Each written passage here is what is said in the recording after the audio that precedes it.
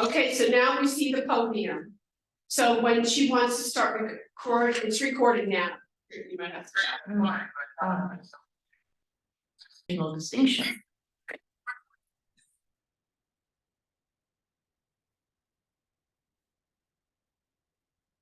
He cautioned against the need for such foundational myths because he argued the myth of Europa, with its reliance on Greek antiquity, a teleological civilizational stance, and emphasis on civilizational distinction, could do what all foundational myths do: bind, quote, the disconcerting discontinuities, brutal ruptures, grim inequalities, and unforeseen contingencies of Europe's real history into the telos of a consoling circular narrative whose end is already foreshadowed by its beginning.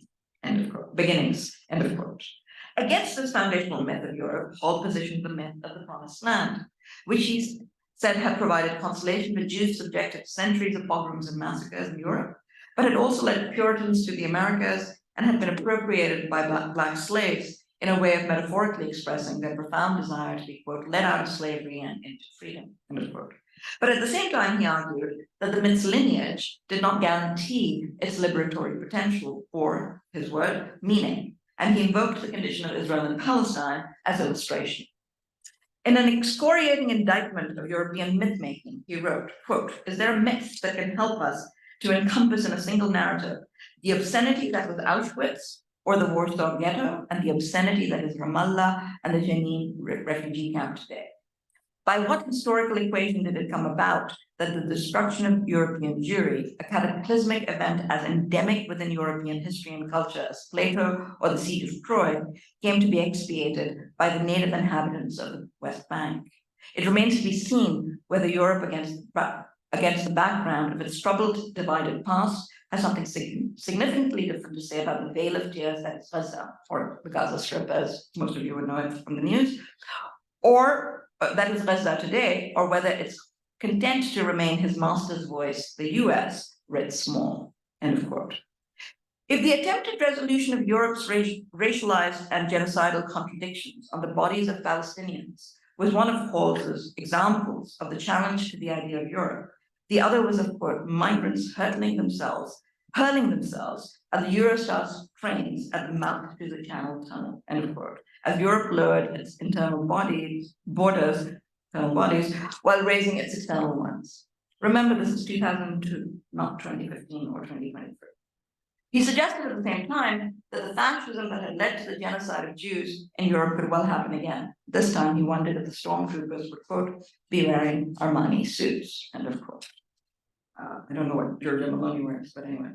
20 years on, he seems prescient. Indeed, very recently, Hans has explicitly argued about the possibility of a far-right EU. About 6 years prior to Paul's essay, Simon Githandi had published Maps of Englishness,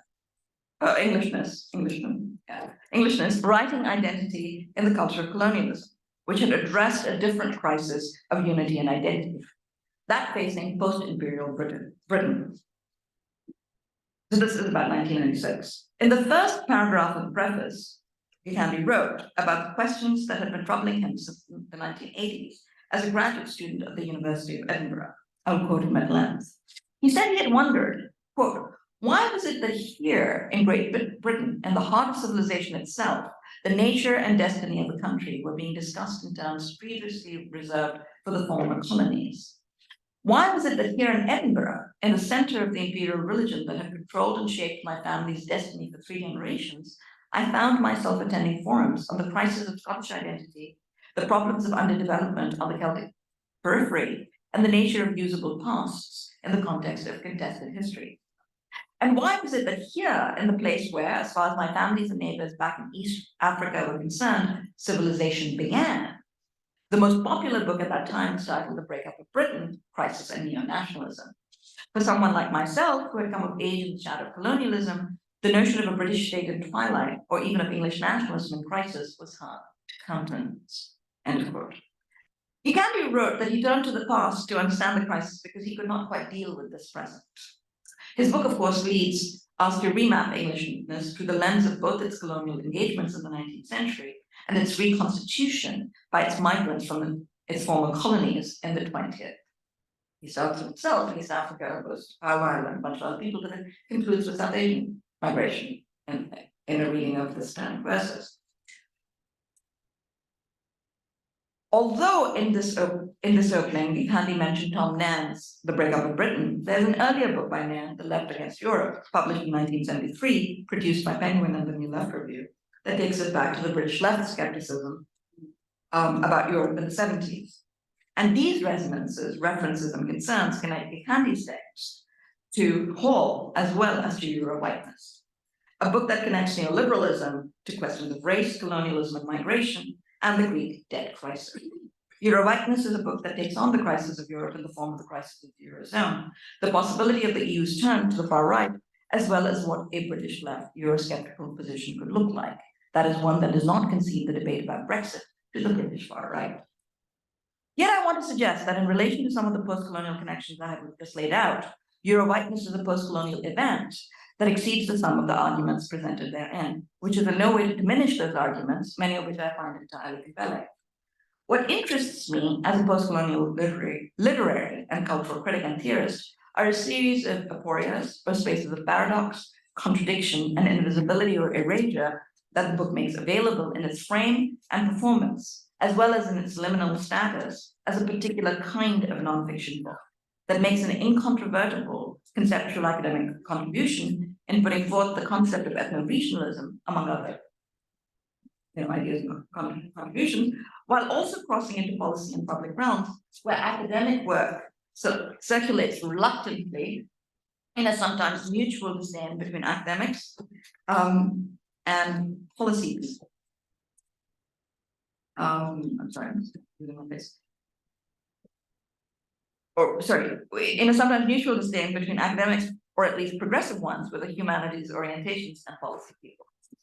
I don't want to confer this dishonor on people and IR friends. I would call it not a popularizing book, precisely, but a particular kind of public-facing one, which circulates in realms where more conventional academic work is frequently illegible. Moreover, it traverses these disparate realms with ease and economy. Indeed, I'd say its economy is what makes it so effective, even as one might want to hear more about any one of its strands, depending on one's preoccupations. As a literary critic, I'm interested in its status and shape as a narrative. What strikes me as extraordinary is the way it brings together a series of bibliographies and archives, putting disciplines and arenas of thought and action and dialogue while narrating a story that is persuasive but also necessary. It's not an ordinary journalistic book. Its relationship with scholarship and footnotes is respectful, and its citational politics are admirable. There's translation across arenas without reduction, a connecting of narratives across different spheres. I find particularly intriguing as a critic.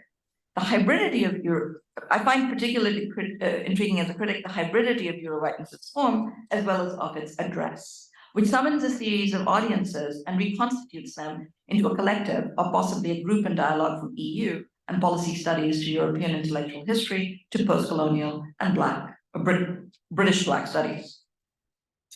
Hans opens with a brief biographical orientation which provides some political coordinates and enables various directionalities of thought, because we can see it as a book motivated by a fundamental theme in post-colonial studies: the role of migrant identity in the constitution of the former metropole. Here's how he begins. Quote, "This is a rather personal book. It is written from a particular perspective, or perhaps from several particular perspectives at the same time. My father was Indian and my mother is Dutch, and I was born and grew up in the United Kingdom. My personal relationship with European identity and with the European Union has therefore been shaped by the influence of an upbringing in a country on the geographical periphery of Europe with a notoriously semi-detached relationship to it. And in addition to my British identity, a secondary sense of belonging to one country that is an EU member state, one of the original six, and to another that is outside Europe and the EU, but was colonized by Britain. This has meant that although I have always felt European to some extent, in fact, I may have felt more European than some British people without a parent from another EU member state. I did not feel 100% European, as I have heard some other people proudly describe themselves. While the idea of being European captured part of my identity, it could never capture all of it. In particular, in addition to being European, I also saw myself as being Asian in a sense, not least because that was the usual way of categorizing people in the UK with ancestors from the Indian subcontinent. Put simply, I've always had a sense of being partially, but not completely European, end of quote. The hinge for me here is the question of what precisely European as identity designates. Identity becomes, as in my view it always should, when we are thinking about racialized colonial modernity, a space of paradox. It is precisely the relationship between identity and belonging, who gets to be European, as a slippage between heritage and habitation, personhood and political being or subjecthood, that is at stake here. In that sense, the political personal tension, or aporia, Hans lays out in biographical terms, is at the heart of the European contradiction. But then one might even say that it is out of the heart of all forms of what Gayatri Spivak has called nation thinking, to which we might, following Hans, add region thinking, which is really ethno-region thinking. How belonging works in a political arrangement like the EU is one of the big questions right now for all people who live in the EU or in EU member states. And can you live in the EU? I don't know. But also for migrants.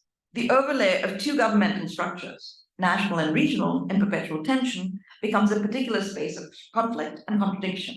Popular sovereignty, democracy in the nation, and neoliberal bureaucratic oversight pull violently at each other. As we found out during the debt crisis, and let's not forget, the Greeks too were racialized in that confrontation, or that there is a long genealogy of that racialization. I'm writing about in my book. At the same time, the problem of belonging, identity, and habitation is a problem for all of us everywhere anyway, because all the sealants of identity and belonging and in structures of governance and modernity, papers, passports, censuses, also rather paradoxically ensure the ease of their sundering and dissolution in both nation and region.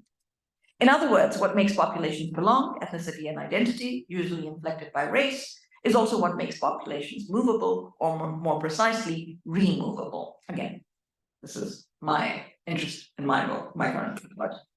For non-white, non-Christian people, mobility is always paradoxical in racialized colonial modernity. Who gets to be where is both an epistemological question and a governmental one. Hannah Arendt knew this when she discussed the post-war transfers of population in The Origins of Totalitarianism. Moreover, in a bureaucratic structure like the EU, which appears increasingly to be entirely incompatible with popular sovereignty, and some would argue that it was never compatible, I think is probably also true. You know, Zizek, one of the few really good things Zizek has said in the past 30 years, I think, is that he used the phrase, both are worse, right? And so, I mean, I think there's something about that here too. Anyway, moreover, in a bureaucratic structure like the EU, which appears increasingly to be entirely incompatible with popular sovereignty, the epistemological challenge is more perplexing. Post the establishment of the European Union, it's a problem that's both national and regional, although inflected by the different contours of national and regional bureaucracy. I'm thinking of the effects of the Dublin Regulation, which requires migrants and refugees to be processed in the country of arrival, and how it affects the European South, and the challenges to free movement within the European Union that have arisen since 2015. Arendt, it is worth remembering, saw bureaucracy and race as twinned weapons of imperialism. At the same time, by starting with his own location biography, Hans gives us a different window into British identity, asking us to revise what Lee Candy called Maps of Englishmen almost 30 years ago. And it is his beginning that sent me back to the opening of Candy's book. I read you earlier, and I hadn't read for years. An aside for my undergraduates, remember, good books take you back to their antecedents, which may well be created in the process of their writing. Now I sound like T.S. Eliot, isn't that terrible? And for me, one of the gifts of reading Hero Whiteness has been the way to return me to my library. It's called bibliographic and bibliophilic mayhem on my desk, which of course I love. So what I'm calling the hinge upon this presentation of his mixed identity helps us think toward a necessary reorientation of the Commonwealth emphasis or circumscription in a great deal of Anglophone-oriented postcolonial studies. In other words, it invites postcolonialists to remember colonialism as a Europe-wide phenomenon. Although the entwinement of the epistemic and political are a crucial and necessary object of postcolonial study, Europe can sometimes be only a cipher in postcolonial studies, a sort of token of whatever phenomenon associated with colonialism we post-colonialists are talking about, and as a metonym for an epistemology which latter is, of course, one way in which Europe presents itself, while it erases the fabrications embedded in and underpinning it. And the idea of Europe that is woven into this epistemology usurps, mystifies, and invisibilizes actually existing European reality, sometimes for its critics, as much as its proponents.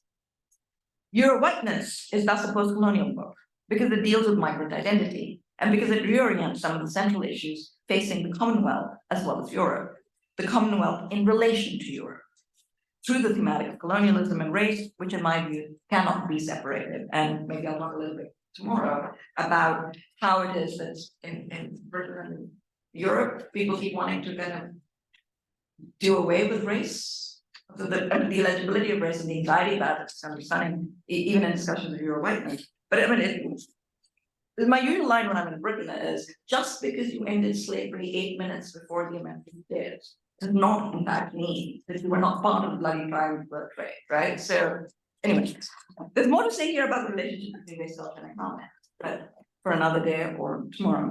At the end of the book, Hunt suggests that maybe Brexit will lead to a more serious and sustained engagement with the Commonwealth and the British state, and that the left should think about how to position itself in relation to that possibility. So one might say that there's a series of antinomies in the book: Britain versus Europe, Brexit versus integration, EU versus Commonwealth, which are not resolved and perhaps cannot be. One wonders whether the British state can become more leftist outside Europe, given its current political configuration. Given the fate of Greece and the debt crisis, it certainly seems that it can become more progressive within Europe, within the European Union. At the same time, given the current political players and ascendants on both right and left in Britain, the possibility of viable and necessary progressive change seems hard to imagine.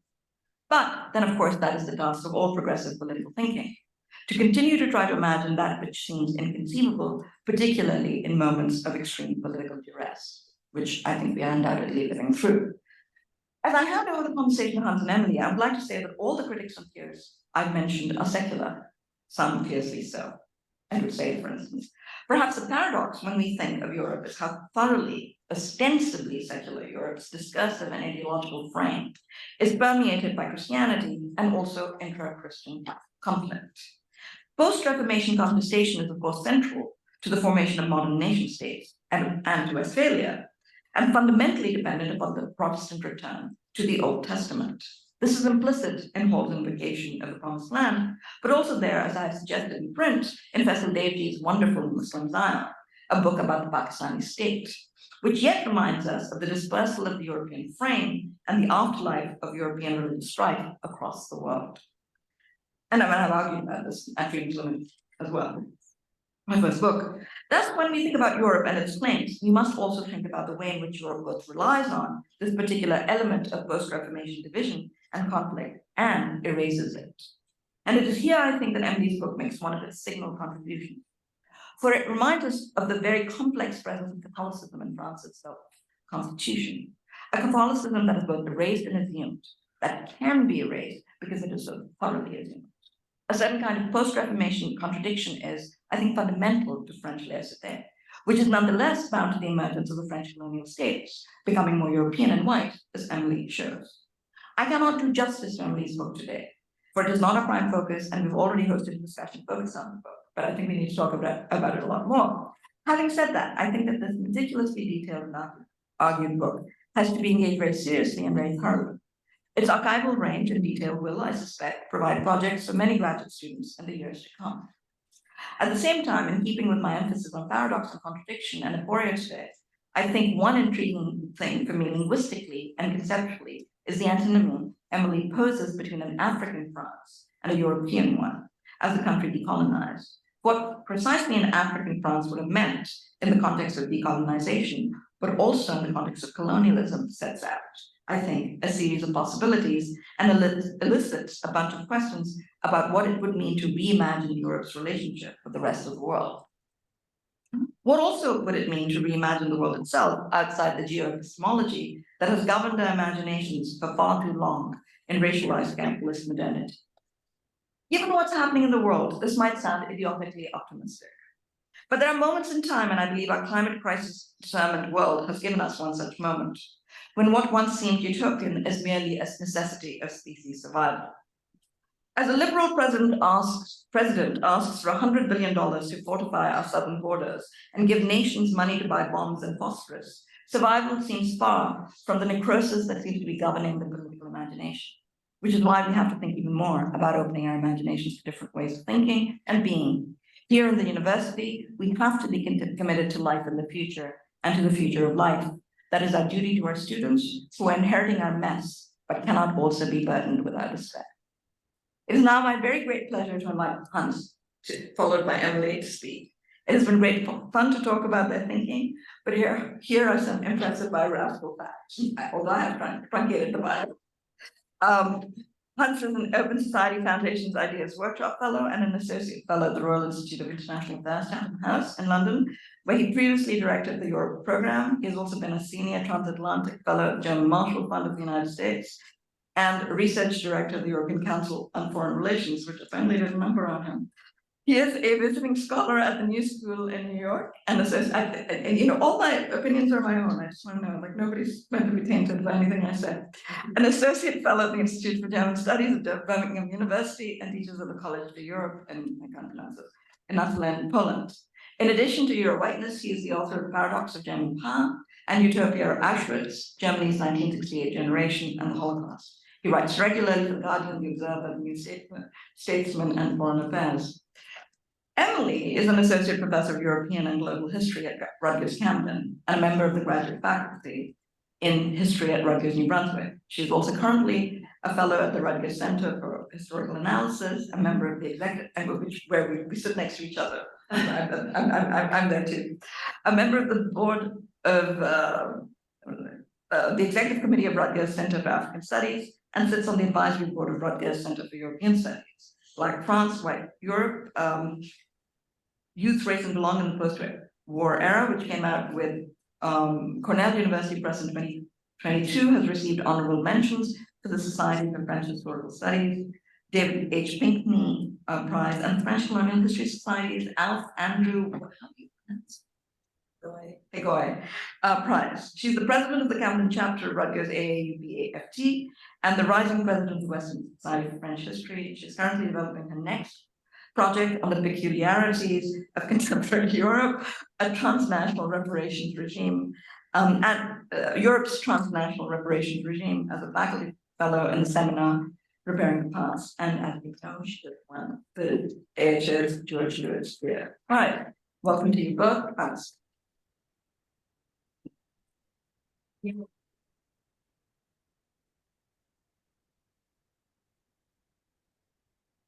Thank you so much. Wow. I mean, first of all, let me say it's a pleasure to be here. This is my first time at Rutgers. I'm a huge Paul Robeson fan, and so it's particularly nice to be here for that reason.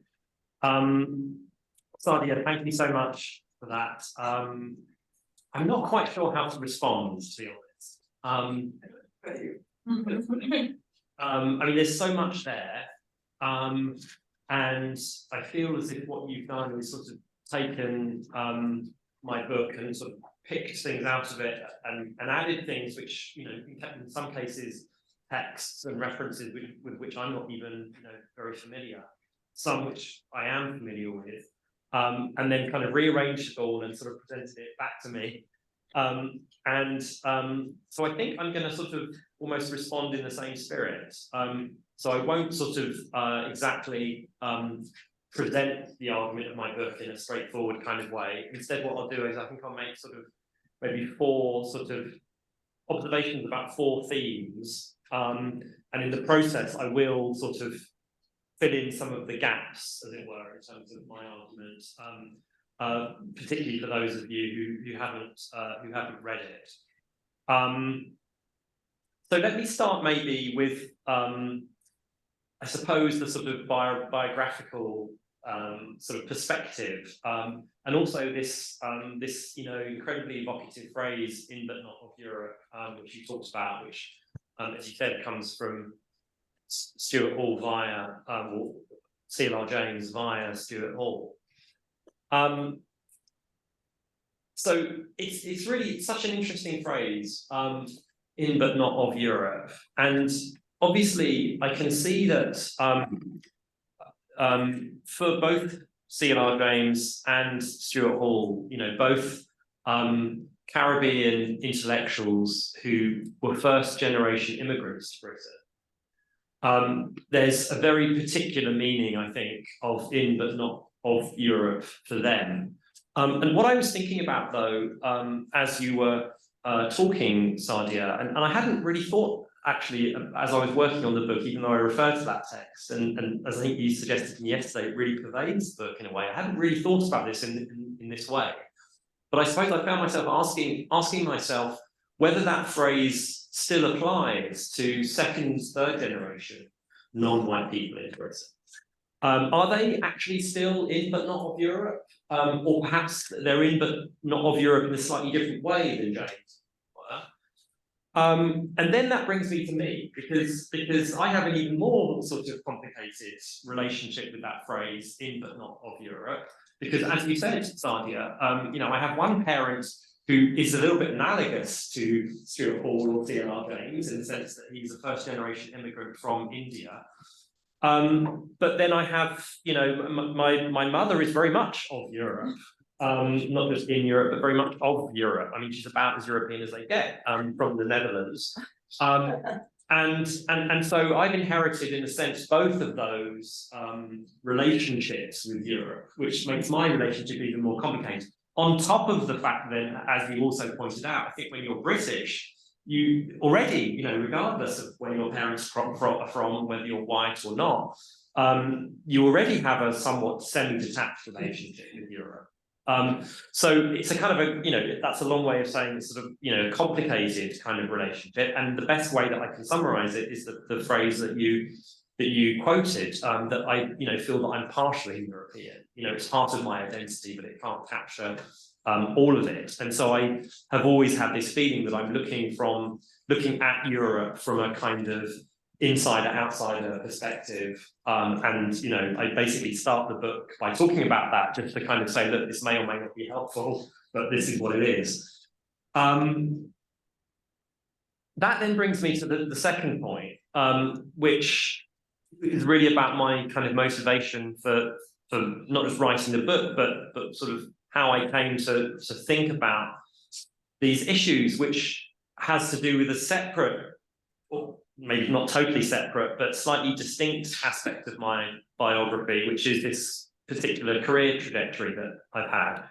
And I suppose the way I think about it is that I sort of, in a way, it's a little bit analogous to what I said about, you know, my relationship with Europe, in the sense that I feel I slightly inhabit a bit of a no man's land between at least two, maybe three spaces. One is academia. The second is the sort of policy space, in particular foreign policy think tanks, sometimes, you know, described, including by me, as the blob. The sort of foreign policy establishment. I mean, that's the world that I've been in the last sort of 10 to 15 years, and that sort of led me to write this book in a way. And I guess a third space would be journalism. I mean, I used to be a journalist, and that's, I think, still sort of, you know, part of the sort of world that I inhabit. And so I sort of feel like I'm sort of somewhere between these three, this sort of no man's land between these three spaces, and I think that's informed not just, I mean, I think it's certainly informed the sort of form of the book, and you talked a little bit about that, Sadia, but I think also the argument and the substance. And in particular, I think because, as I say, I sort of feel like I'm in this in-between space, I do think of myself as being a sort of a bit of a dot job between different sort of worlds and different spaces. And in a way, it was the sense of the disconnect between those spaces that produced this book.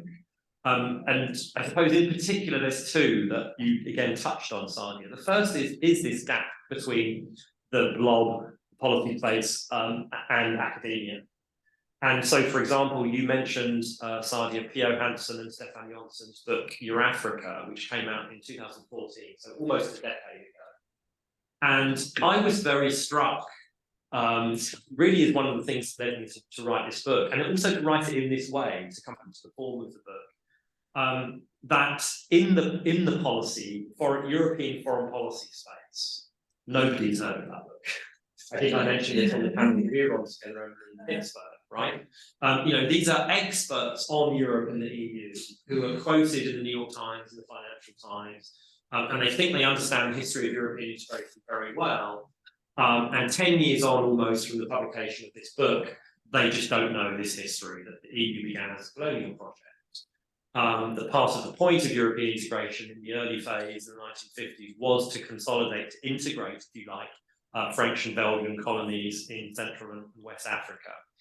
Eurafrica is, it's an academic book, but it's very readable, and it's not that long, and so part of what led me to write the book was this sense, well, if even that book hasn't penetrated, then I need to write something that sort of goes even further, as you put it, Sadia, to try to take some of this academic work into spaces where it had previously been illegible, and so I part of my hope with the book is that some people might read the book and then go on to read all of the other academic work that I cite, including Megan Brown's, who will be with us tomorrow. So that was the first kind of disconnect that informed the book, and I think the second one, which again you touched on, Sadia, was this kind of disconnect between sort of Anglo-America and continental Europe in terms of thinking about questions around race and empire. I'd be really interested to hear your thoughts on this, Emily, because you're also working, particularly on France. But I have long had this sense that because I've grown up with all of the work that you described, Sadia, Stuart Hall and Paul Gilroy and everything that came out of the Centre of Contemporary Cultural Studies at Birmingham University, and then also to a slightly lesser extent post-colonial studies. And as you said, Sadia, it sort of focuses so much on the English-speaking world, almost to the point at which you would sort of get the impression that these questions are not relevant to continental Europeans. And then, as I say, I worked in this, space focusing on continental Europe and on the EU in particular, and the absence of discussion around those questions was something that kind of increasingly sort of troubled me, and that's sort of partly what produced the book. So that brings me in a way to two other kind of themes of the book that maybe I'll just say a little bit more about, partly because you prompted me to, Sadia, and partly also just because I think it will help sort of just give a sense of the argument of the book. So the first, you mentioned this term ethno-regionalism that I use as a kind of analogue to ethno-nationalism. And I'll get to that in a second, but let me just take a step back and sort of explain, I suppose, in a way, the sort of theoretical kind of argument that the book makes, which is that, so, I start by talking about this idea of what I call the myth of cosmopolitan Europe, which is really the idea that what European identity expresses and what the EU expresses is a kind of cosmopolitanism. So, again, to come back to the sort of policy world, I think that's how a lot of my former colleagues at the European Council on Foreign Relations, where I used to work, would think about this. That when they say I'm a European, they sort of somehow think that they're saying I'm a global citizen. Expression of cosmopolitanism. And it was always sort of quite apparent to me that that's not what you're saying when you say I'm European or a European citizen.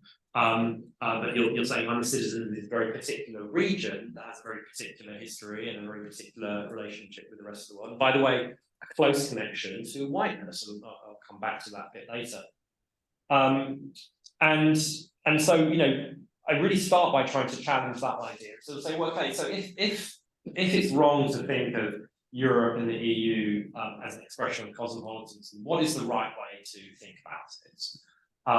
And it seemed to me that the most obvious, straightforward way to think about it is as some kind of analogue to nationalism, except at on a larger continental scale, right? In other words, what I call regionalism.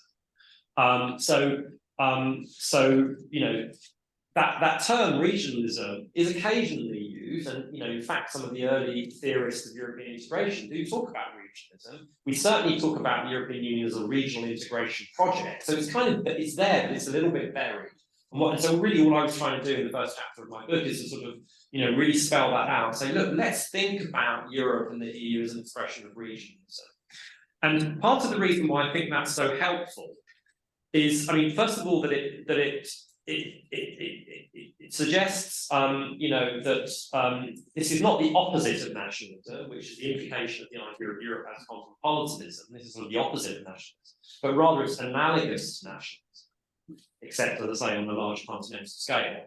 And then what I think is so helpful about you introducing that term is that then it means that all of the resources, the intellectual resources that we have from the study of nationalism, we can sort of, at least think about whether they apply to regionalism as well.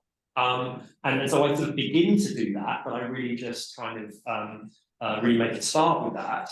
And so in particular, I make use of this distinction that goes back to Hunt's call between ethnic nationalism on the one hand and civic nationalism on the other.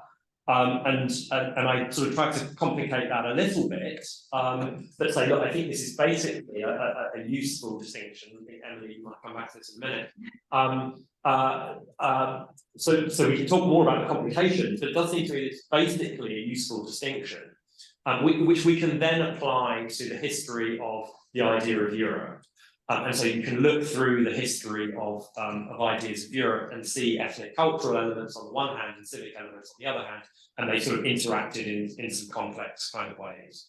And that then in turn, I think, allows us to see that those ethnic cultural ideas of Europe, which by the way are connected, as I say, to the idea of whiteness, at least in the modern period. I think the very simple story that I would tell here, I can get into this in more detail later if people are interested, but I think roughly in the medieval period, what it means to be European is essentially defined in religious terms as being basically Christian. And then in the modern period, you get this much more complicated new idea of Europeanness that is partly, it's secular and rationalist as opposed to religious in the context of the scientific revolution and the European Enlightenment. But it's also racialized because this is also the context in which the concept of whiteness emerges. In particular, the encounter of European populations with the populations of Africa and Asia, and in particular the Americas. So this modern idea of Europeanness and the idea of whiteness, it seems to be emerged in this very kind of closely connected kind of way. And I think that historical conceptual connection between Europeanness and whiteness continues to the present day. And if you think about how we use the term white now, people who we describe as being white are roughly people of European origin. And that's the way it's used in the United States, for example. So I think that link still remains. And so, but by thinking in terms of regionalism and then disaggregating these ethnic cultural elements on one hand and civic elements on the other, I think it allows us to see that even after 1945, the ethnic cultural elements don't just disappear, but they persist, and then they inform the what becomes the European Union itself, which is really the sort of thrust of the argument in the book. And then just to finally sort of finish on the specific concept of ethno-regionalism, that, as I think you can now see, is just a sort of another example of how you would just take a concept that applies to nationalism and sort of ask, well, is there an equivalent of this for European regionalism? And it seems to me that there very much is, going back through history, but also there very much is in the present day. And this is, in a sense, the sort of political urgency of the book, is around something else which you mentioned, Sadi, which is the rise of the far right in the European Union. The far right has been becoming more and more powerful almost everywhere in the European Union during the last decade or so. For a long time, people thought that Germany was a kind of an exception to that, but now you have the AfD, the far right party in Germany, on sort of 22-23% of the vote, according to opinion polls, and so we see this across Europe. But the point that I really wanted to draw attention to is that we shouldn't think of the far right, again, purely in terms of nationalism. this is very much the tendency in debates in Europe, is to associate the far right with nationalism and to see the far right as being, a political, set of political actors who speak on behalf of the nation against the idea of Europe. They're sort of inherently opposed to the idea of Europe. But that overlooks this element in far right thinking, and there's very good academic work on this, which shows that they're not just nationalists, that's part of their thinking, but they also have this civilizational element, right? So, for example, a month or two ago, Eric Zemmour, the French far-right leader, was doing a rally in the south of France where Marion Maréchal was also speaking, and on the lectern at which they were speaking, the slogan was défendre notre civilisation, defend our civilization, right? So there's a way in which the far right is not always only speaking on behalf of the nation against Europe, it's also speaking on behalf of Europe as well. A different idea of Europe, in particular this idea of European civilization, is being threatened by migration and by other things. But they have this civilizationalist element as well. And that's also, it seems to me now, creeping into the European Union itself. And it's precisely around this idea of European civilization that I think you can see a kind of a convergence between the centre-right and the far-right around this idea of European civilization. And Maloney, who you mentioned, I think is very much the sort of the paradigmatic figure in this shift that's taking place. And but I think the concept of regionalism allows us to see all these things much more clearly than we would have otherwise been. And then last point, and then I'll stop. On this question of the history of European colonialism and national colonialisms and European colonialism as a collective project. So again, and this may be sort of again how some of this thinking emerged from as a sort of reaction to some of the debates in the sort of not in academia, but in the European foreign policy space. It seems to me that everybody recognizes the history of European colonialism, but they think of it precisely as a national project, right? So in particular, this is something which is a French problem, a Belgian problem, German problem, an Italian problem. It has nothing to do with the EU, right? That, I say, is partly because people don't know about the colonial origins of the EU itself. It's partly just that sort of historical, sort of lack of historical awareness. But it's also because of this way in which, somewhat analogously to what I was saying a minute ago about nationalism and civilizationalism, there's a tendency to associate colonialism with nationalism, rather than recognizing that there was also a kind of collective European element in the history of European colonialism. And this is directly related to the EU. It's very, very striking. If you when you go back to that early period, even before the early phase of European integration in the 1950s, if you go back to the 1920s, when the pan-European movement first emerges, and all of the ideas that then become familiar in the post-war period are really all there in the pan-European movement, and that's really what inspires post-war pro-Europeans. The key figure at that time is Richard Coudenhove-Kalergi, who creates the pan-European movement, and he then is the first recipient in 1950 of the Charlemagne Prize, which is this prize which is still awarded annually to pro-Europeans, and he makes it very clear in his speech that he sees the post-war project of European integration as being in the spirit of the Berlin Conference of 1884 to 1885. In other words, precisely one of these cooperative moments in the history of European colonialism, where European powers weren't competing with each other, and in some cases obviously fighting wars with each other, but got together to cooperate. And so what I think is very clear in the 1920s and then also in the 1950s is that pro-Europeans, it's not that they're opposed to European colonialism, they're just opposed to the competitive element of it, and they want to make it more cooperative so that we can Europeans could sort of get together to do this, and then you know that would strengthen their position in the world more broadly. But that's, as I say, all very much missing from a lot of certainly the discussion in the sort of policy space. And there's a very striking contrast there with the way in which the Holocaust, you know, has become so sort of incorporated into the official narrative of the EU and the sense of European identity. Tony Judd famously said that Holocaust recognition is now our contemporary European entry ticket. And what's very striking about that is to say that EU has very much taken that on board and seen that as being something that's central now to how the EU thinks about itself. Even though the EU itself obviously played no role at all in it really was kind of, you know, carried out, you know, at a time before European integration began. So there's no way in which you can say that the European Union was at all responsible for the Holocaust, even though Europeans collectively obviously were. And yet somehow the EU is unwilling to do that with colonialism, to say that, you know, even though actually this did, you know, intersect, you know, continued after 1945, did intersect with the early phase of European integration, the EU is extremely reluctant to see that as being something which should become central to the way that it thinks about its identity. That in turn then leads us on to questions around reparations, which we talked about before and we can maybe get into.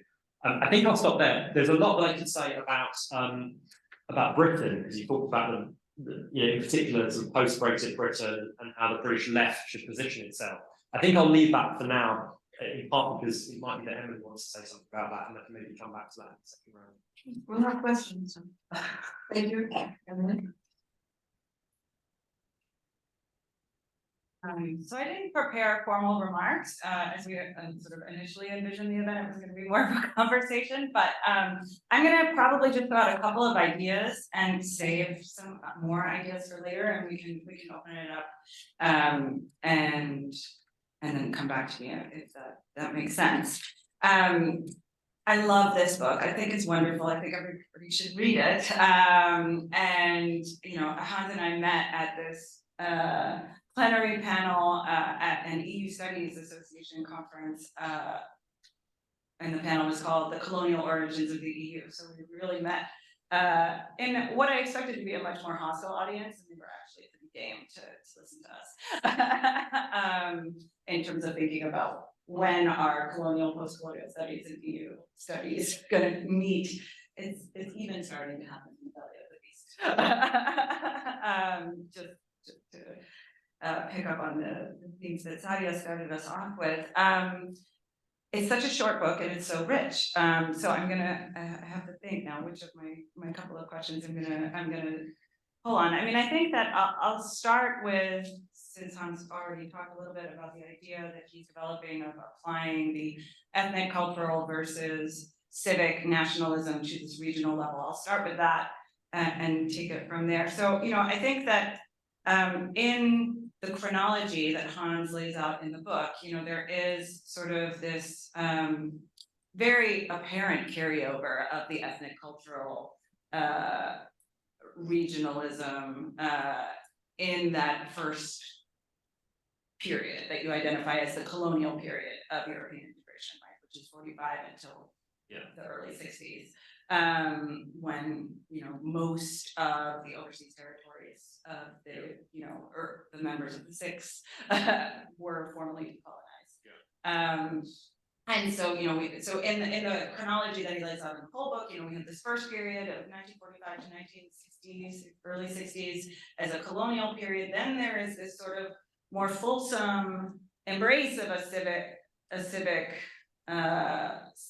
regionalism that spans, you know, the latter 60s, the 70s, and then maybe in the 80s it's starting to wind down, but really, you know, you take Maastricht, it's 1992, or the end of the Cold War and the official creation of the single market and the EU as sort of the end of that sort of more, when the civic regionalism was more in the ascendant, and then a return of the ethnic and cultural form of regionalism in response to neoliberalization all of the other things that come with the end of the Cold War, enlargement, and a sort of further entrenchment of a technocratic governance structure, so,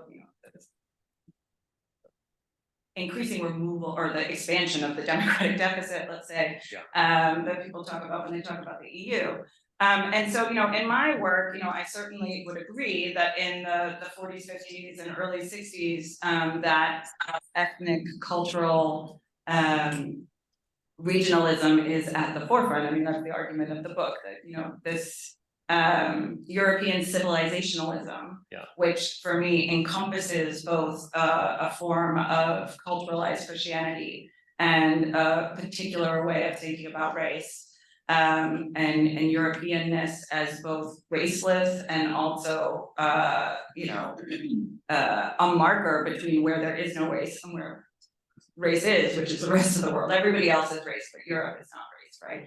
So I'm arguing that that kind of European civilizationalism is a driving sort of force in early European integration.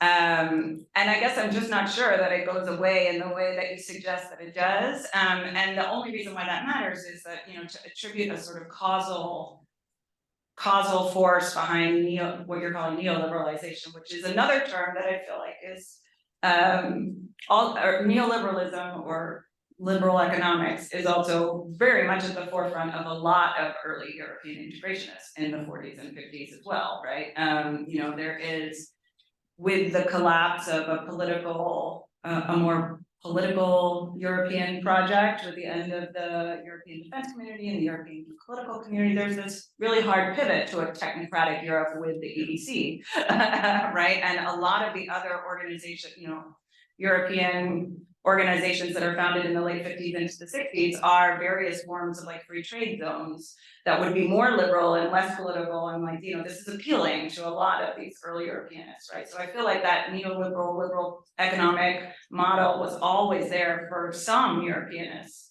right? And especially among the Christian democratic pro-Europeanists, right? Like there are a lot of socialist Europeanists, and that's a huge part of the movement, and that leads to the kind of social market economy, or the social welfareism that comes in the civic phase, right?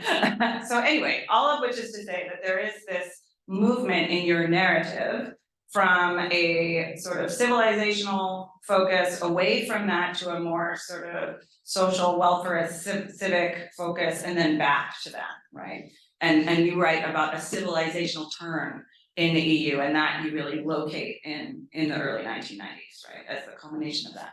And so I guess, now that you've read my book, I would ask you to sort of engage with that idea that, does this really go away? I mean, a lot of the sort of colonial aspects of the nascent European bureaucracy in the 50s get repackaged into the EU Development Office, right? And this becomes like a major plank in the 60s for European identity, that Europe can be a force for good in the world through its development programs, which we know is populated, that the Directorate 8, where all of the development policy is formed, those are all former colonial administrators. That's where they find their soft landing in the development bureaucracy of what becomes the EU, right?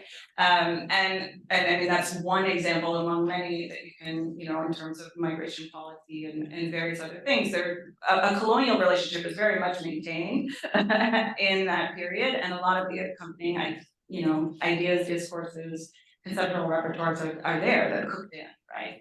But there's a bigger question that I guess I have, which is just that, civic nationalism as a analytical category is one thing, but, there is a political tradition in Europe of imagining a civic nationalism that is really exclusively envisioned for Europeans.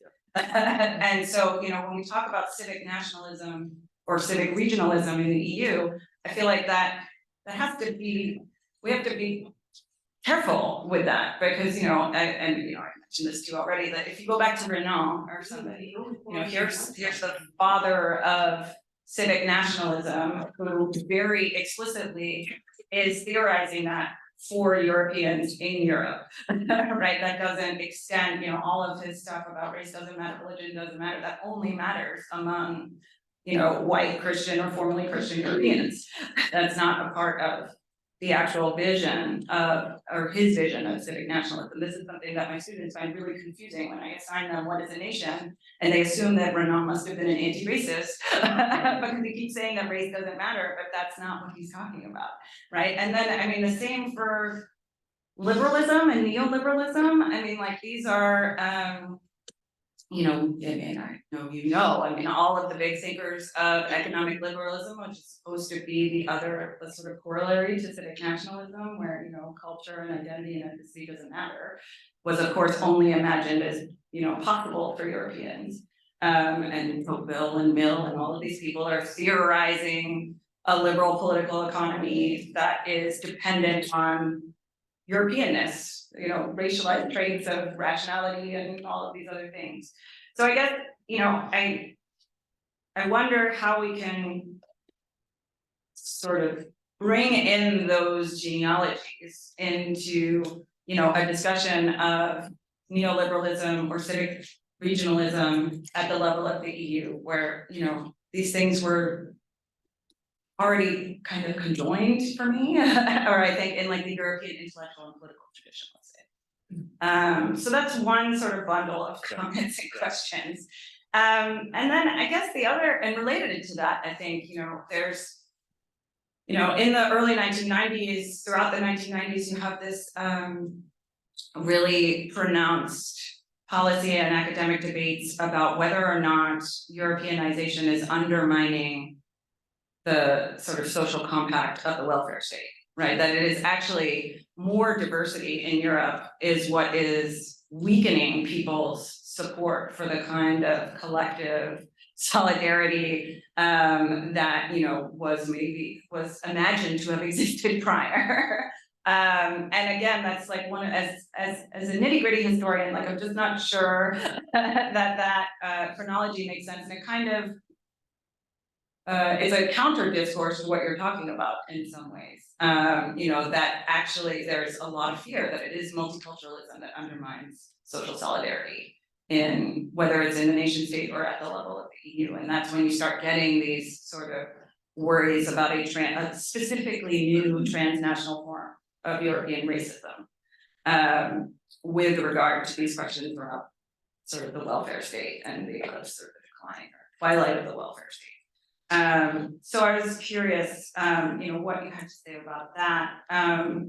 Maybe I'll throw out two much shorter questions. You know, one is, and you know, Sally mentioned this, like I'm curious about how you see Christianity working in your presentation of your whiteness. You know, I certainly don't think that medieval equation of Europe with Christendom goes away, even through the Enlightenment, even through, you know, I argue about the way in which secularism itself, like at a moment when Christianity is sort of on the ascendant in the immediate post-war period, becomes reframed as a sort of Christian innovation that separated the kingdom of earth and heaven, right? That this is inherently a Christian way of being in the world. And so, you know, and I see that as, you know, profoundly connected to ideas about racial difference and historically and ongoing, of course. So I guess, you know, what do you think about the relationship between religion and race in sort of contemporary European political culture? And then the final question, this is something we also talked about, in thinking about Britain versus the continent, you know, there are,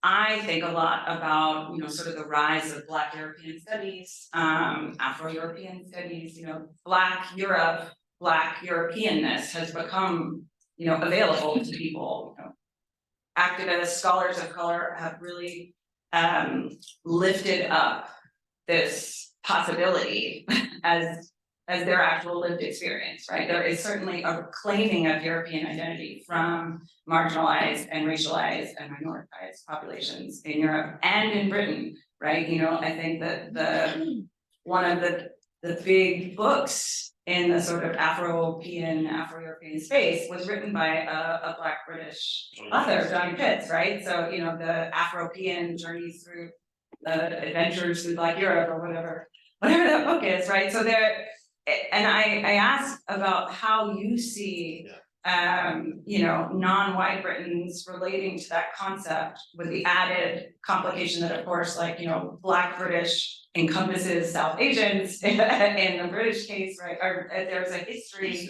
a possibility of that, I think now that is eroding, but so where do all of the non-white populations of Britain, how do they relate to this concept of Black European or Afro-European? And I mean, I ask that because I think for, in France, to get back to the question of a transnational European racial regime as opposed to national racial regimes. And one of the reasons why I came to this project was that I just felt like, you know, there's such a emphasis in French national and French colonial historiography that, you know, France's unique, distinct political culture of race blindness and secularism explains all questions with regard to dynamics between, you know, mainstream white and marginalized minoritized populations, right? As opposed to transnational processes of European integration profoundly changing the way that, you know, race and racial and religious difference actually works in France. And so, I mean, with regard to the comparison, even just between France and Britain, have you read Ite Lotem's work? He has this comparative study of memory of slavery and colonialism in Britain and France. And the argument that he makes is that, you know, in Britain, there is the colonial amnesia, and there isn't this practice of talking about colonialism, but there is this very developed practice of talking about race and racism. And in France, there is much more, you know, it's much more possible to talk about colonialism than it is to talk about race. And the explanation that he actually gives is connected to a sort of, you know, post-Holocaust moment. Yes, I guess we've got tie into Michael Rothbard and multi-directional memory, but that, like, you know, Holocaust memory in France sort of like helped unearth colonial memory, right? And, you know, obviously that doesn't play out in Britain. So, you know, I'm not sure what I think about that argument, but I'd be curious to hear what you think about it. But all of which is to say, going back to the Black European, Afro-European, I mean, I think that in France, the idea that anyone talking about race is sort of American or Americanist Turkish, right? Like, this is a foreign American import. This is not an indigenous or endogenous category. And I think that, like, the rise of Black European studies and Afro-European studies coming from you know, Black scholars and activists on the continent has been like a real resource for these people of rejecting that externalization, right? You know, there is like a Black European world of activism that Black French people can connect with that sort of undermines that knee-jerk association of anyone talking about Blackness or race as coming from the Anglo-American sphere. Right. I talked a lot longer than I wanted to. Stop there. Okay. Why don't you respond and then we'll take it. So thank you, Emily, and these are really rich comments, and I'll respond relatively briefly, but I mean, I was going to say more briefly than they deserve, but I want to make sure that we have some time for a wider discussion.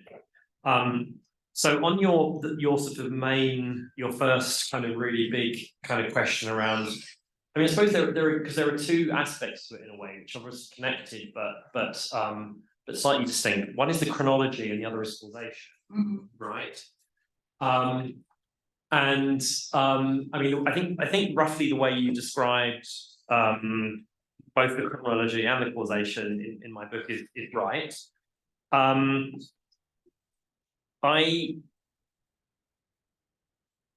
I suppose, I mean, there's so much I could say here. I'm not quite sure how to give a short answer to this. I don't want to overstate the chronology, right? I mean, I'm essentially arguing that there has been throughout European history, but then certainly since 1945, this sort of constant interaction between ethnic, cultural, and civic ideas of Europe. but it's never sort of one or the other, right? They interact, I think, in some very complex ways, probably more complex than I'm able to describe in a short book. So insofar as there's any kind of story you can tell about this, it's sort of about the relative balance of the two different elements, right? And I do think roughly the story, as you summarized it, is right, that there's it's very civilizational at the beginning, in the 50s and 60s, or at least in the 50s. And then I think, I think the way I would put it is that there is a sort of new civic European identity that emerges. And it's building on older civic ideas of Europe, but it's quite new in a way, because it is centered, I think, on three things: the social market economy, the welfare state, and the depoliticized mode of governance that European integration produces. Right? This very particular kind of mode of governance, technocracy, which is the term you used as well. And by the way, it's really problematic in all kinds of ways, both the economic piece of that and the political piece, and especially the political piece, I think, for exactly the reasons you described, that it's constraining democracy from the beginning, right? So I don't want to suggest that this was wonderful, but it is nevertheless, as problematic as it is, I think it's a new civic European identity. And I think it enables pro-Europeans to talk about Europe in a new way, which is saying, this is what we in Europe stand for. By the way, also in contrast to the United States, particularly the social market economy and the welfare state, this is a way that, especially in France, above all, right, of Europeans being able to say, we're not America because we have the social market economy and welfare state. And it's real, right? I mean, I take all your caveats about it, but it is real. I mean, the welfare state is a genuinely new kind of, obviously, precursors before World War II, going back to Bismarck and so on. But the comprehensive welfare state that European countries develop, by the way, not so much even the EU itself, this is being driven more by the member states rather than by the EU, unlike the depoliticized mode of governance, which I think is about the EU. But nevertheless, this is kind of a really important kind of innovation. And there is, for all the problems that you pointed to, there is a kind of a Keynesian, in the Trump Globieuse, there is a kind of a Keynesian economic approach, which then I think, what comes later after the sort of neoliberal term, roughly in the 80s, is very, very different. And I think one has to sort of, despite all the caveats, I think one has to, I do roughly still stand by that story that there are these two phases. And it does seem to me that that's then connected to the sort of rise and fall of kind of ethnic and cultural ideas of Europe. I basically think that to put it very simply, I think there is a way in which neoliberalism produces identity politics, and it shifts. If we understand, in particular, if we understand by neoliberalism not just financialization and so on, but building, by the way, the Quinn Simonian's work, this idea of encasing economic policy, to remove it from the space of democratic contestation, which I think has happened, more widely, but especially in the context of the European Union. Then I think my basic intuition is what then happens is political contestation shifts to cultural questions, and so that together with the way that then, as I say, if you've hollowed out your welfare state, social market, I mean, certainly in Greece, Sardi was describing, but even in Germany, in the core of the Eurozone, the social market economy is being hollowed out. What I think it then means is that Europeans can no longer say this is what we in Europe stand for, the social market economy and the welfare state, because it's being hollowed out. And so, one illustration of this is the way that this phrase, the European way of life, gets used, right? I mean, it's being used by, for example, French socialist politicians like Nina Gosselin and so on, to describe precisely this idea of the social market economy and welfare state, and the idea of solidarity that it's meant to embody, right? That's what they used to mean when people said the European way of life. And then now, what they mean is, something much more cultural, because the older version of the European way of life doesn't make sense. Well, just on that though, I mean, they're talking about the European way of life also in the 50s. And Yes. there it has the Yes. doubled Yes. economic and Yes. colonial Yes. context, and I just don't think that goes away. I mean, I guess that's my. I That don't would think be- it, yeah. I don't think it goes away either. I do think it slightly recedes into background. That's about as far as I want to put it. Okay. So this, this may be, we may be splitting hairs here. It doesn't go away, but I, in a way, it's funny because I think one way of, as you were talking, one way was, sort of felt like you're almost telling me I'm too pro-European, which is not something I hear very often, right? That's what we like. Two successes to the EU. So I'm trying to find a lot of pro-Europeans have criticised my book for basically saying everything that the EU ever did was terrible, right? And whereas you're saying almost the opposite, right? Because I'm trying at least to point to a slightly more hopeful, positive period where there was a slightly more hopeful, positive idea of what Europe was. Of which I am skeptical.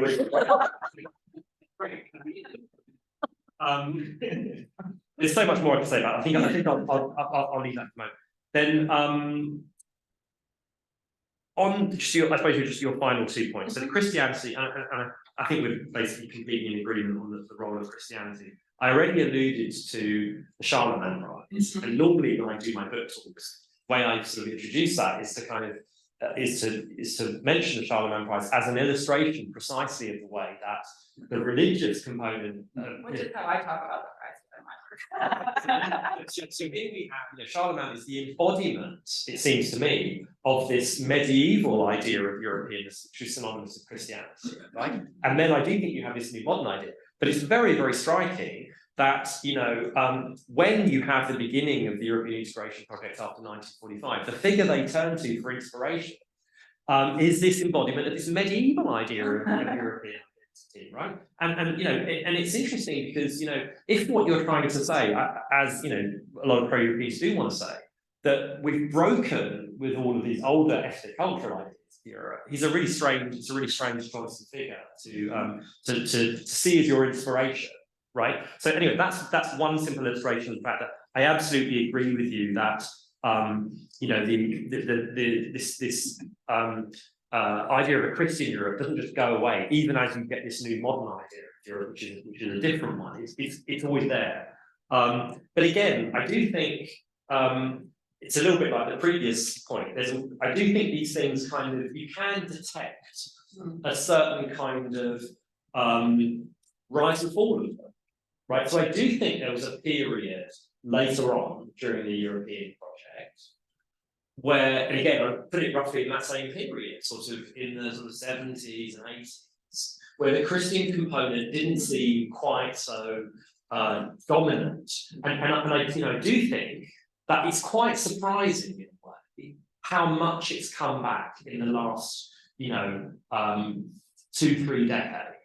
Now, I think the first, and this is something that Sadia knows much more about than I do, but I would say the first critical juncture is 9/11. Actually, you start to get this civilizational thinking. So I mentioned Frits Bolkestein, who, Dutch European Commissioner, who I think was, one of the earliest people to sort of bring this kind of civilizational thinking into the European Union after 9/11. And there's this quote which I have in the book where in 2004, and this is in the context of debates about Turkish accession, and he says, if Turkey were to be allowed to join the EU, this would mean, quote, that the liberation of Vienna in 1683 would be in vain. I mean, it'd be interesting to go back in a way, in a more thorough way and look at whether there are examples of those types of that type of, are there equivalents of that type of quote in the 1980s? Maybe, but my hunch based on my reading is that they come back first after 9/11, that's the first critical juncture. And then the really important critical juncture, it seems to me, is the refugee crisis in 2015.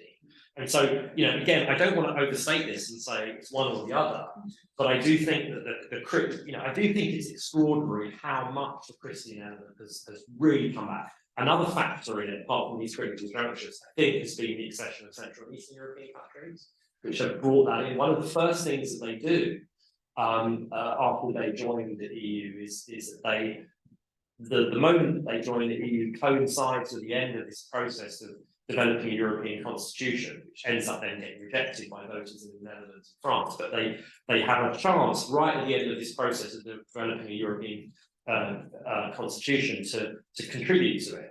And one of the things they do is to strengthen the bloc of countries that wants to write into this embryonic European constitution the idea this is Christian continent, right?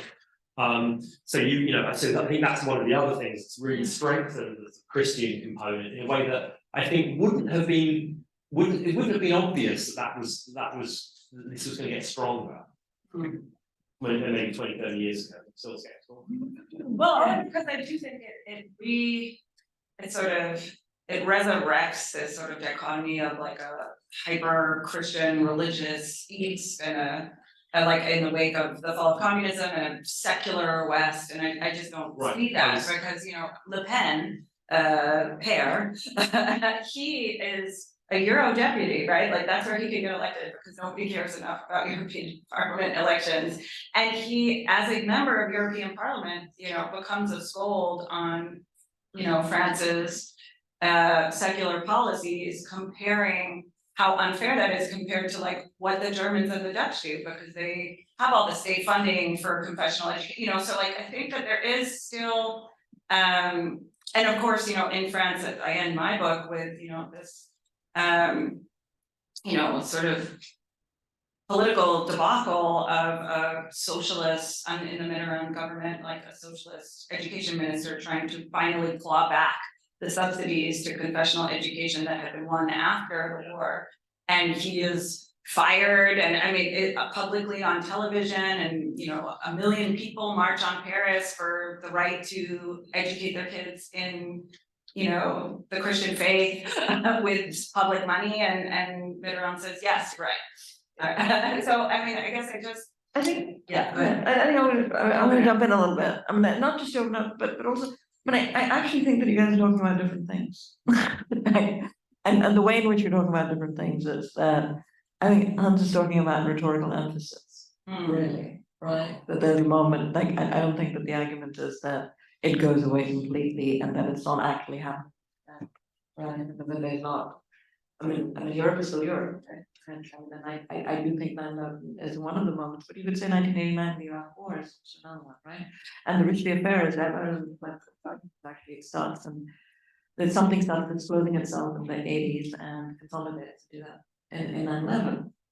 Having said that, I do actually think, and I mean, again, sort of what happened in the years and then what happened in 2015, that something was like bloody haywire of the refugee crisis, but also of the Eurozone crisis, right?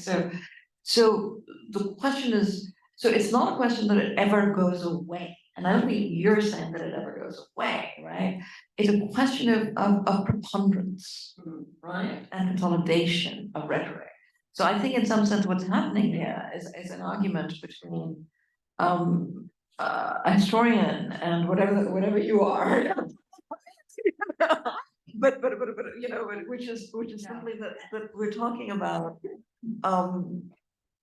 empirical facts, of course it never, which is also a rhetorical fact, of course no one ever rhetorically, but about its ascendancy and its consolidation, and then also the fact that I mean look, perceptually again, the welfare state seems so much more conceivable even to those of us who are post-colonialist and anti-colonial in Europe in a certain period. Maybe it's an interregnum, maybe it's a fantasy, but it also exists somehow, right? And it coexists with a very profound racism, with a very profound colonial attitude.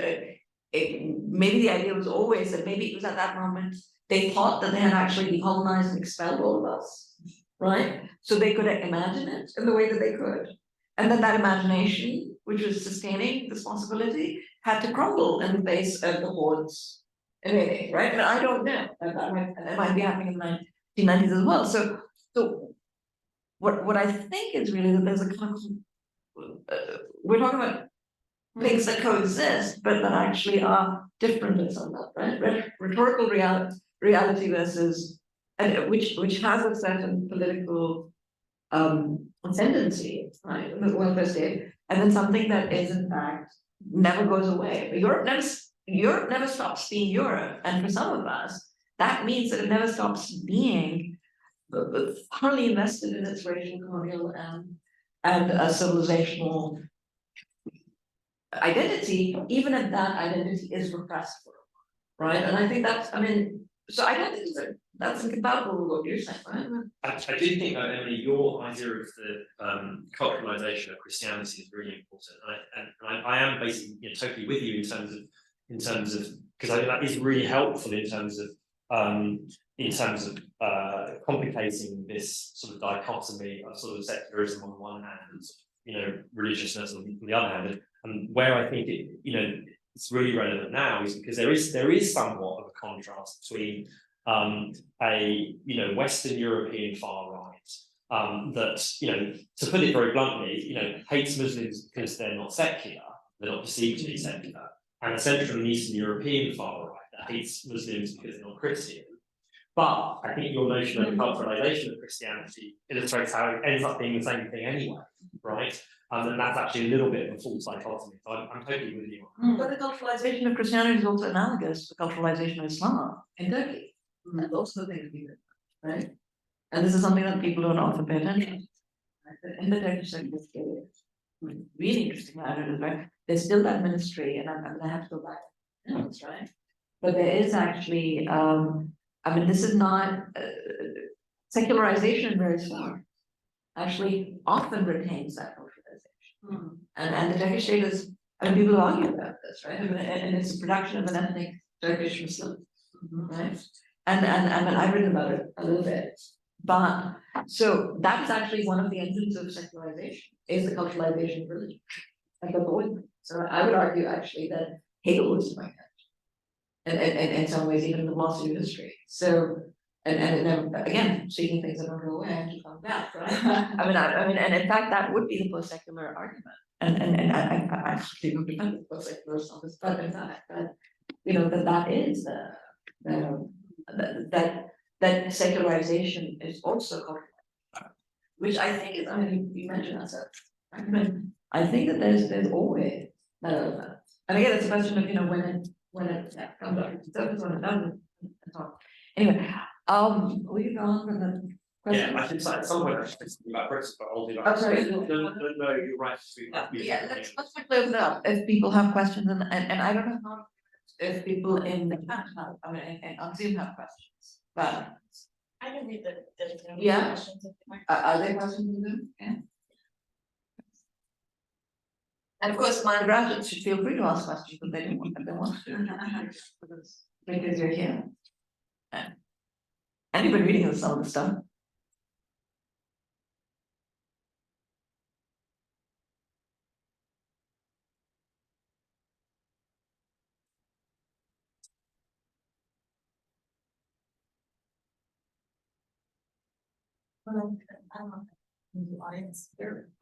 There was one that was There was one interesting to that- talk about. No questions. Oh.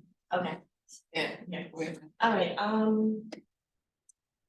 so it's, first of all, this is from Elise Rubenair. First of all, thank you very much for this opportunity to be present and online. I would like to ask you, how might the concept of Euro-whiteness apply to different European regions or countries that have distinct histories, cultures, etc.? Can we see European project ideas as a whole combined to one category? Because I think that categorization among whiteness still remains such as being chill or serious or based on economic power, dependent. Thanks in advance. Hope that makes sense.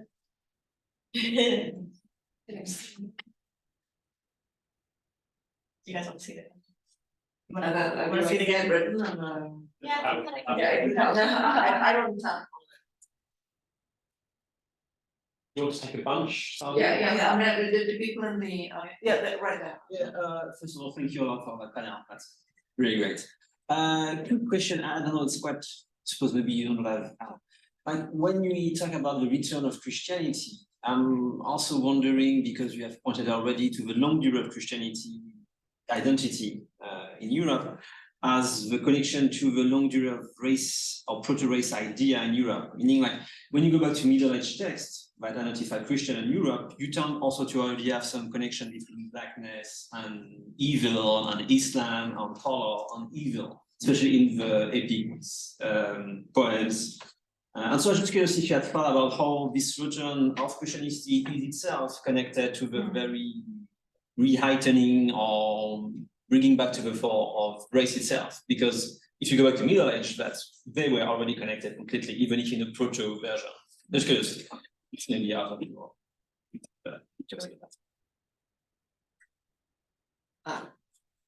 Yeah, and then, right. Maybe a question actually related to the one from Zoom. I was wondering if we should have a discussion about your whiteness, right? That's the idea. We should continue to have that debate.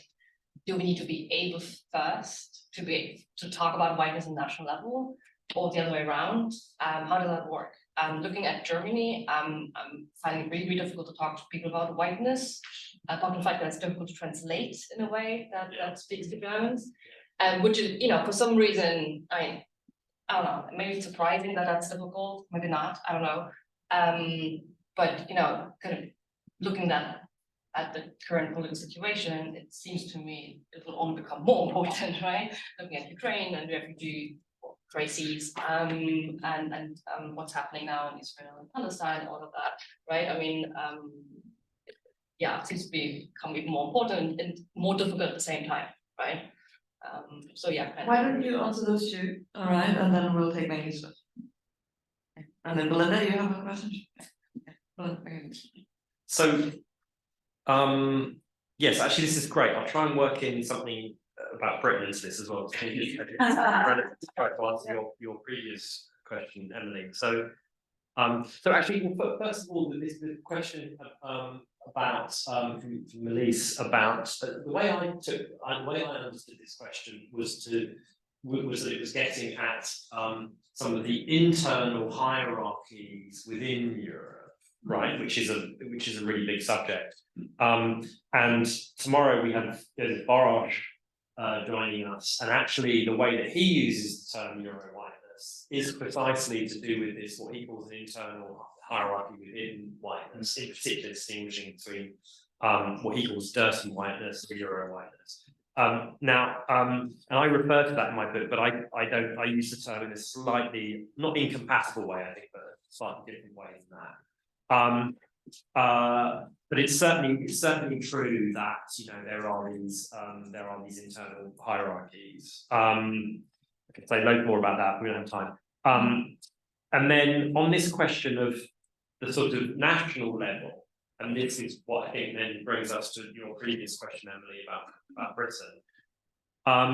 So I guess, let me put it like this. So I think that there actually is a closer connection between the concept of whiteness and Europeanness than there is between whiteness and, say, Germanness. Right?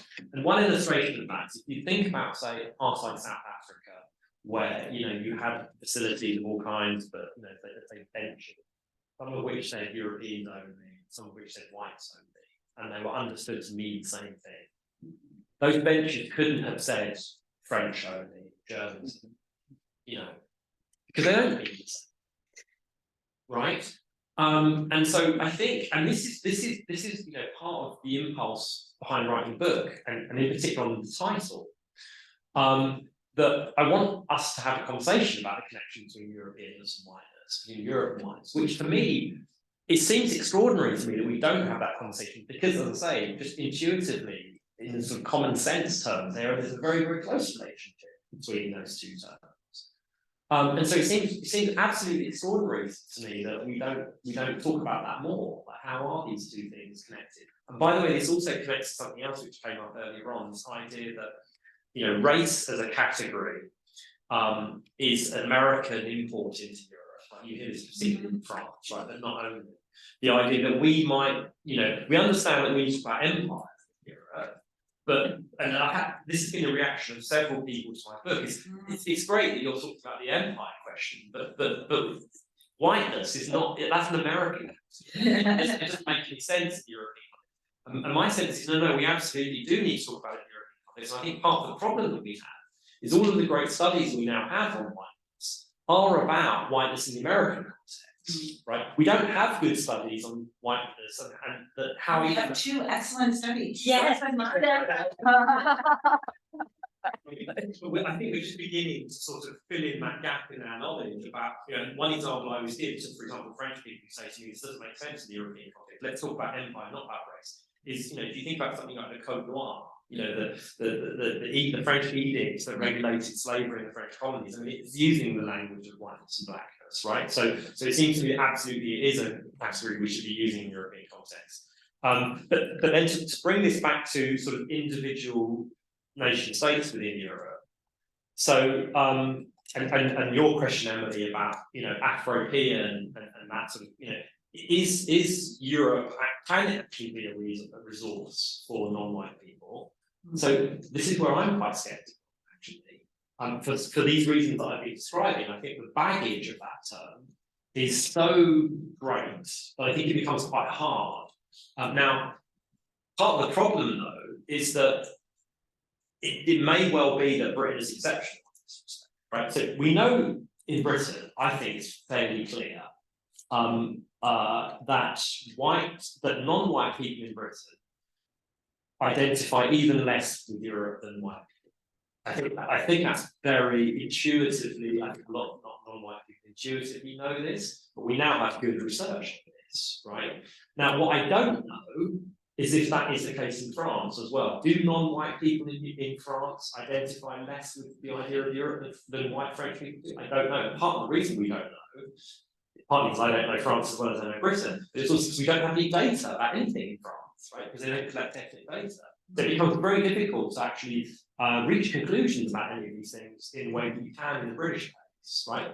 But I do think that because of this historical, the history of this concept, and its relationship with whiteness, Europe and whiteness, so that you can see, I think my intuition, which I would love to see you discuss more and more research on, my intuition is there is something about Europe and the idea of Europe that actually makes it harder for non-white people to identify with it than to identify with France, and Britain, and Germany. And that finally brings me to the book Afropean, which I thought was really interesting. But my reading of John Pitts' book, I'll say two things about it. First of all, I think in his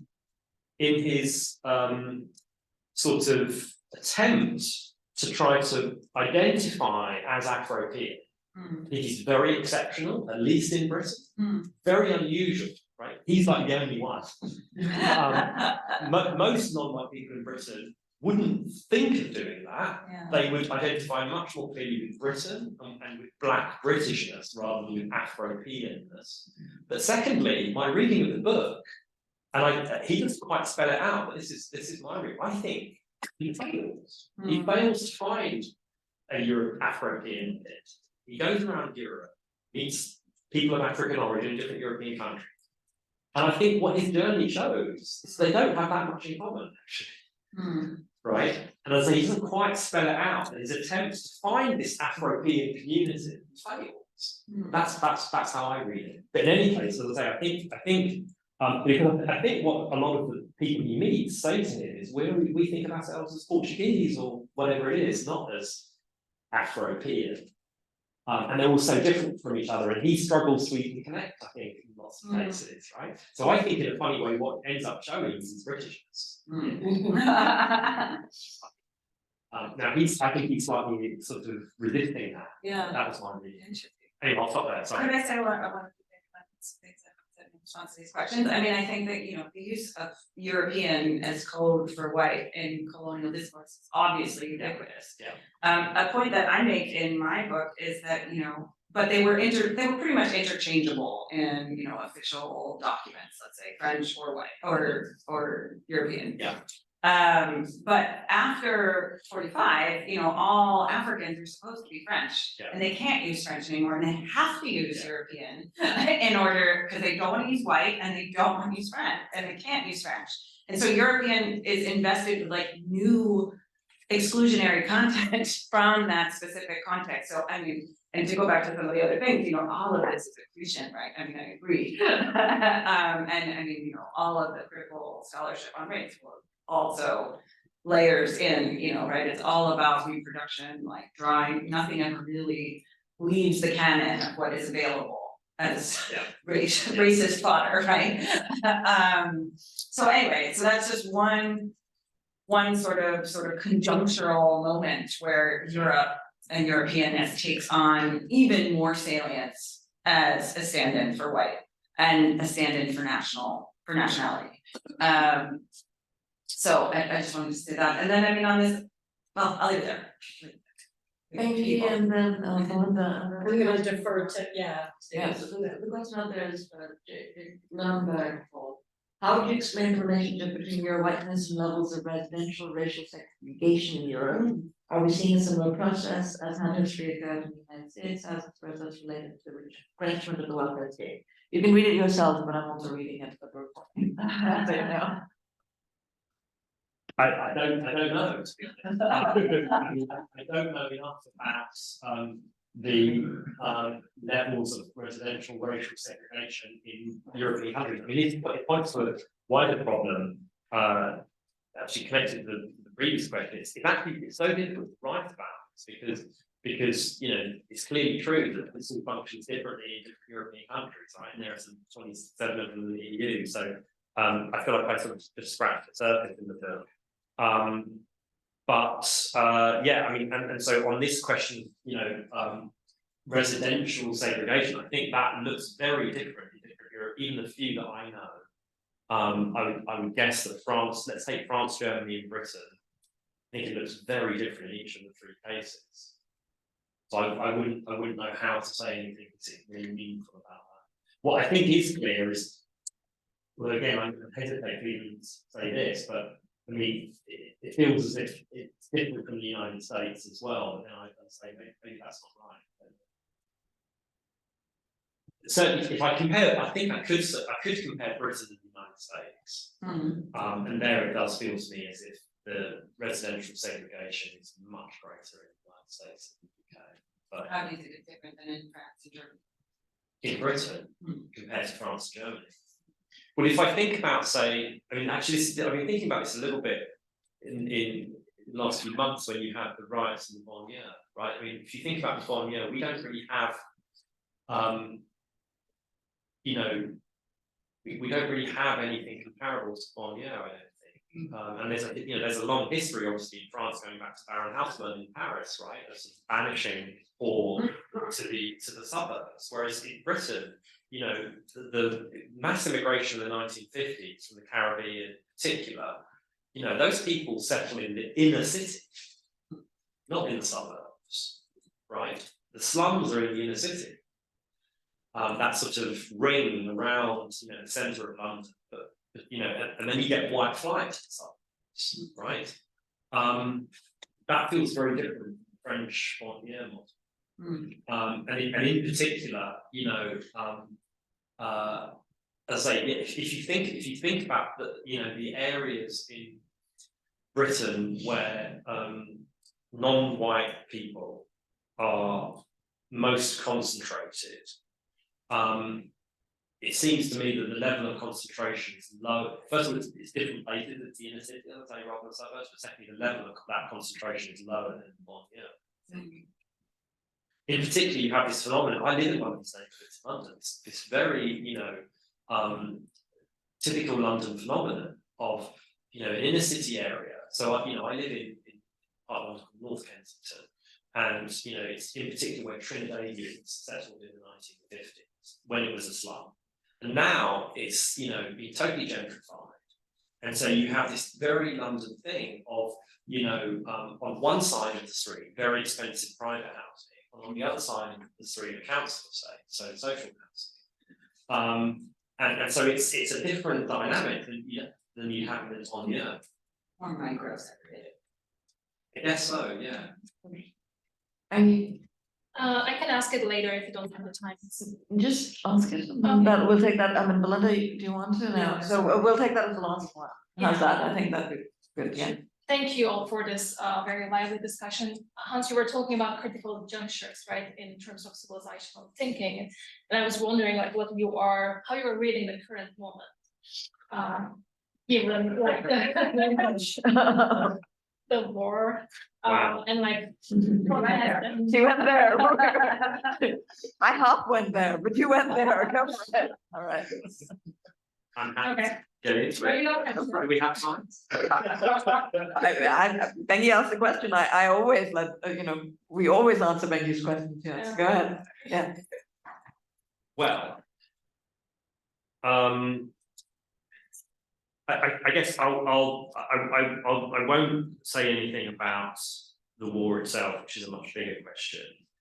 But I have to say that it does feel to me as if the civilizational term I talk about in the book, which is increasing thinking in civilizational terms, does seem to. I mean, I end this section of my book talking about the war in Ukraine, which was framed in quite civilizational terms, and the way I think about it is that almost overnight, February 22nd, 2022, Ukrainians were defined as being European, as von der Leyen said, one of us, and because until then, it's been very ambiguous whether Ukrainians were actually European during that 8 years after the annexation of Crimea in 2014. But almost overnight, they became European. And conversely, Russians, who again, I think until then, there'd been this ambiguity, let's say Germany, about whether they were European. They then were defined as being out, right? They're not European. And I have to say that in the last 2 weeks, it feels as if something very similar is happening in relation to Israelis and Palestinians. That, even more than was already the case before, Israelis have been defined as being Europeans, one of us, and Palestinians being defined as being not one of us. And so it seems to me that civilizational thinking has kind of really influenced the way that Europeans have reacted in the last 2 weeks. I think that's all I'm going to say. And on that, Really answer your question. I do also think that the other thing that's happening in the United States, of course, is that one of the things I thought was really interesting, this if I can't shut up about this, is that the way that Biden actually turned the question to articulate those two things together, right? Ukraine and the Israeli-Palestinian thing. One of the things that I thought was really interesting was whether he took the concept of national self-determination, and he did away with that. And what he did instead was he replaced it with fears of extinction, right? That they were both facing extinction as entities, right? And that was because there was no other way to connect some of the rhetoric of it. I mean, apart from the racial thinking, which you know is there, right? To Israel, so again, and this is not addressing the civilizational issue, because I think it's both civilizational and it is racial as well, right? And round bodies, which I mean, just little thing, I think matters, but I also think that it's also interesting how all this other it's kind of ramifying in language across, right? So suddenly it's about survival and extinction rather than self-determination, right? And that shift I thought was very interesting, but I also thought it was really terrifying in a different way. Yeah. Can I add one more thing? Actually, it sort of slightly connects with this question about, the thing we discussed earlier on about sort of differences between Europeans, right? Because I guess I should actually emphasize that, Europeans are completely divided. So I was talking about von der Leyen, who's German Christian Democrat, right? But that view is not shared, across Europe, and actually Israel-Palestine is the oldest. It's the oldest European foreign policy issue, actually. Attempts to develop a sort of common, coherent European foreign policy go back to attempts to try to have a shared European position on Israel-Palestine. The Venice Declaration in 1980 and beyond.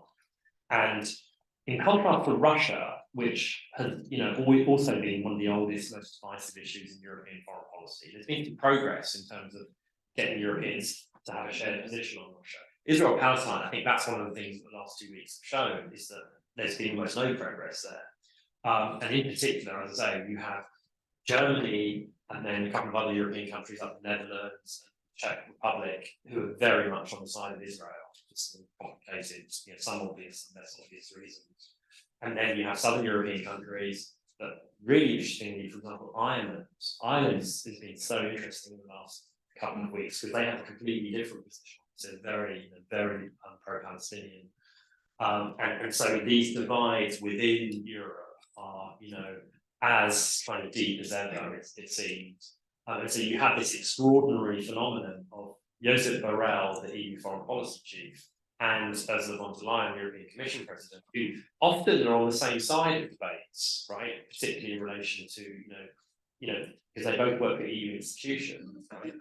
And yet they haven't even been able to agree on a common position between the two of them, right? And what I think that reflects is you have a German Christian Democrat and a Spanish Social Democrat, and they just look at this in such different ways, reflecting, I think, mainly their national differences in these questions. So that's the way I think what I said a minute ago. I was generalising a bit too much about Europeans, but actually, I suppose the overall story that can be divided. That's why I should put it to the United States, because I think that axis of division is really here. Sort of like the real, axis of division between those Israel and the way in civilizational and racial terms is really consolidated in the United States, but also I think that here it doesn't cross, it crosses ideological lines, right? It doesn't matter what side you're on.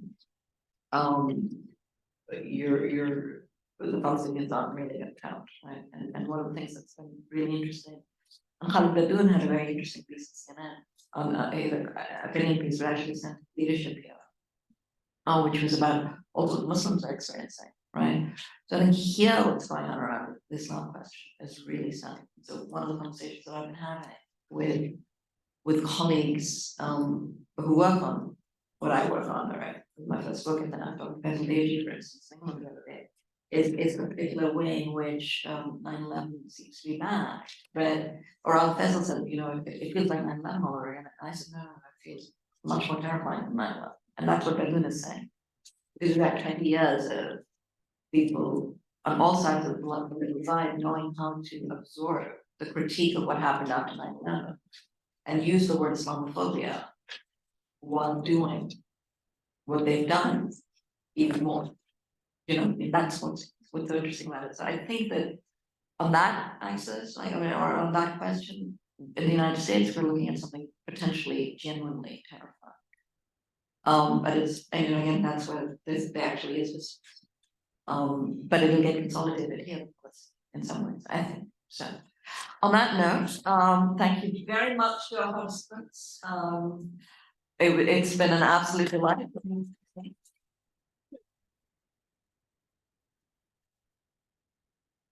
A little bit of food outside. So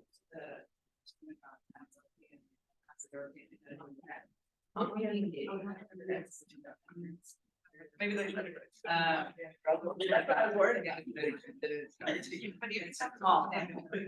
Thanks, Laura. As usual, how do you identify? What do you like? You like French, you like Afro-Descendant, Afro-European, and it's the